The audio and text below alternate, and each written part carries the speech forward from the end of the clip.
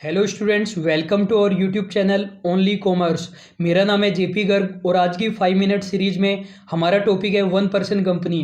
काफ़ी क्वेश्चन आजकल पूछे जा रहे हैं 1% कंपनी से। कंपनीज एक्ट 1956 में ओपीसी का कोई कॉन्सेप्ट नहीं होता था, लेकिन एक्ट 2013 में ओपीसी का कॉन्सेप्ट डाला गया है। तो नया प्रोविज़न इसको बताया जा रहा है। वैसे एक्ट को आए 7 साल और एप्लीकेबल हुए 6 साल हो चुके हैं, पता नहीं कितने और साल इसे नया एक्ट माना जाएगा। 1% कंपनी के लिए रिकमेंड किसने किया? गवर्नमेंट ने कमेटी बनाई, जे ईरानी कमेटी। इस कमेटी ने कहा कि जो भी अदर कंट्रीज है like UK, Australia, Singapore, China, वहाँ पर भी ओपीसी का कॉन्सेप्ट होता है, तो इंडिया में भी बिजनेस को बूस्ट करने के लिए ओपीसी होनी चाहिए। 2005 में रिकमेंड किया और गवर्नमेंट ने ओपीसी का कॉन्सेप्ट एक्ट में डाला। सेक्शन 2 सबसेक्शन 62 ओपीसी के बारे में डेफिनेशन देता है, एक ऐसी कंपनी जिसके अंदर केवल एक ही मेंबर होता है। और सेक्शन 3 सबसेक्शन 1 क्लोज सी ये कहता है कि एक पर्सन भी कंपनी बना सकता है यदि वो 1% कंपनी बनाना चाहता है। खास बात यह है कि 1% कंपनी प्राइवेट कंपनी ही होगी। जो प्रोविजंस प्राइवेट कंपनी पर लगेंगे वो 1% कंपनी पर भी लगेंगे। 1% कंपनी को भी अपने नाम के आगे प्राइवेट वर्ड लगाना पड़ेगा, प्राइवेट लिमिटेड, और साथ में ब्रैकेट में 1% कंपनी या फिर ओपीसी भी नाम के आगे लिखना पड़ेगा।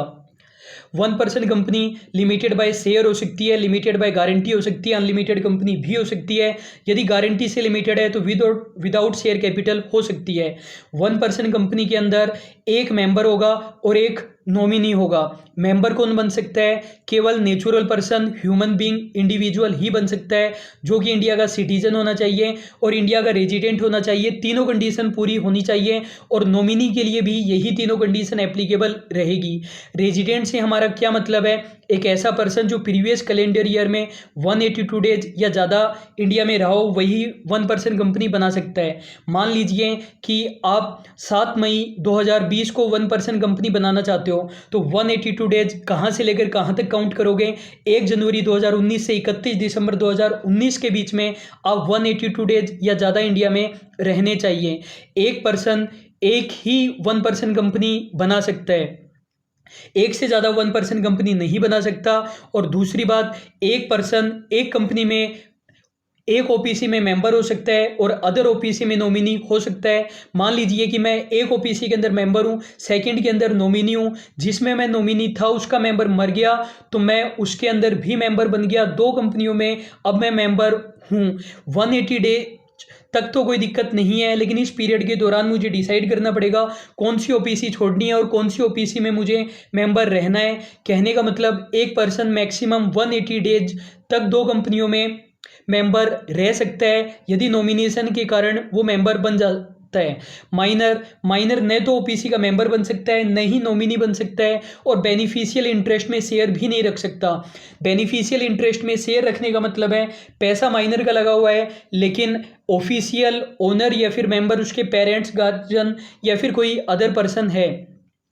ओपीसी को यदि हम कन्वर्ट करना चाहते हैं अदर कंपनी में, तो सेक्शन 25 कंपनी एनपीसी कंपनी में कन्वर्ट कर ही नहीं सकते। और यदि अदर प्राइवेट या पब्लिक कंपनी में कन्वर्ट करना चाहते हैं तो सर्टिफिकेट ऑफ इनकॉर्पोरेशन या बर्थ सर्टिफिकेट मिलने के 2 साल के बाद ही कर सकते हो, उससे पहले कोई छेड़छाड़ नहीं कर सकते। लेकिन एक्ट में एक प्रोविजन है, कंपल्सरी कन्वर्जन ऑफ ओपीसी। यदि दो में से एक कंडीशन पूरी होती है, 50 लाख से ज़्यादा कैपिटल हो जाए या टर्नओवर 2 करोड़ से ज़्यादा हो जाए, तो 1% कंपनी को उसी वक्त अदर कंपनी में कन्वर्ट करना ही पड़ेगा। 2 साल की कोई रिक्वायरमेंट नहीं है। आप ये कह सकते हो 1% कंपनी में मिनिमम पेडअप कैपिटल 1 लाख रुपए, जो कि प्राइवेट कंपनी के लिए होती है, और मैक्सिमम पेडअप कैपिटल 50 लाख हो सकती है। 1% कंपनी में कम से कम एक डायरेक्टर होगा। मैक्सिमम कितने भी डायरेक्टर आप रख सकते हो, जो मेंबर है वो भी डायरेक्टर बन सकता है। मेंबर का मतलब share holder, which include equity and preference share holder, लेकिन यहाँ पर एक ही मेंबर है तो इक्विटी शेयर होल्डर ही होगा। 1% कंपनी को गवर्नमेंट ने कुछ बेनिफिट्स दे रखे हैं, बहुत सारे सेक्शंस कंपनीज एक्ट के 1% कंपनी पर नहीं लगेंगे। जो जितनी बड़ी कंपनी होती है उतने ज़्यादा प्रोविजंस लगते हैं। ओपीसी छोटी कंपनी है तो ये सभी प्रोविजन नहीं लगेंगे। सेक्शन 2 सबसेक्शन 40 फाइनेंशियल स्टेटमेंट का होता है। हर कंपनी को फाइनेंशियल स्टेटमेंट में कैश फ्लो स्टेटमेंट भी बनाना पड़ेगा, लेकिन 1% company, small company, dormant company को कैश फ्लो स्टेटमेंट बनाने की ज़रूरत नहीं है। 1% कंपनी किसी पर्सन को लोन दे सकती है अपने या होल्डिंग कंपनी के शेयर खरीदने के लिए। 1% कंपनी को एनुअल जनरल मीटिंग करने की ज़रूरत नहीं है। अकेला पर्सन है वो किससे मिलेगा? वन मेंबर को जो भी करना है वो कर लेगा, आरओसी को बता देगा, आरओसी मान लेगा कि जनरल मीटिंग भी हो गई, रिजोल्यूशन भी पास हो गया। फाइनेंशियल स्टेटमेंट पर एक डायरेक्टर के ही सिग्नेचर से काम चल जाएगा। 1% कंपनी में कम से कम एक ही डायरेक्टर चाहिए होता है तो खर्चा कम लगेगा। मैक्सिमम कितने भी हो सकते हैं। इंडिपेंडेंट डायरेक्टर की भी रिक्वायरमेंट नहीं है, इंडिपेंडेंट डायरेक्टर का अलग से एक टॉपिक लेकर आएंगे। वुमेन डायरेक्टर की भी रिक्वायरमेंट नहीं है। और मैनेजरियल रेमुनरेशन की लिमिट जो कि आप अकाउंटेंसी में पढ़ते हो, ओपीसी पर नहीं लगेगी, कितना भी रेमुनरेशन दिया जा सकता है। 1% कंपनी को बोर्ड मीटिंग नहीं करनी पड़ेगी, यदि एक ही डायरेक्टर है, एक से ज़्यादा है तो करनी पड़ेगी। 1% company non banking financial activities perform नहीं कर सकती। नॉन बैंकिंग फाइनेंशियल एक्टिविटीज़ क्या होती है? ऐसी फाइनेंशियल एक्टिविटीज़ जो नॉन बैंकिंग है। बैंक पब्लिक से पैसा लेता है और अदर पब्लिक को लोन देता है। नॉन बैंकिंग फाइनेंशियल एक्टिविटी में इंस्टीट्यूट केवल लोन देते हैं, पैसा डिपॉजिट करने का काम नहीं करते हैं, जैसे कि मुथूट फाइनेंस। तो ओपीसी कभी भी इन्वेस्टमेंट कंपनी के रूप में रजिस्टर्ड नहीं की जा सकती। वीडियो को यहीं पर स्टॉप करके ये क्वेश्चन पढ़कर आंसर आपको कमेंट बॉक्स में बता देना है। बिल्कुल आसान सा क्वेश्चन है। नोट्स आपको मिल जाएंगे। जिनको नहीं पता कैसे मिलेंगे उनके लिए 40 सेकंड का वीडियो है, जो ये वीडियो खत्म होने पर आपकी स्क्रीन पर आ जाएगा। आपको हमारा टॉपिक कैसा लगा?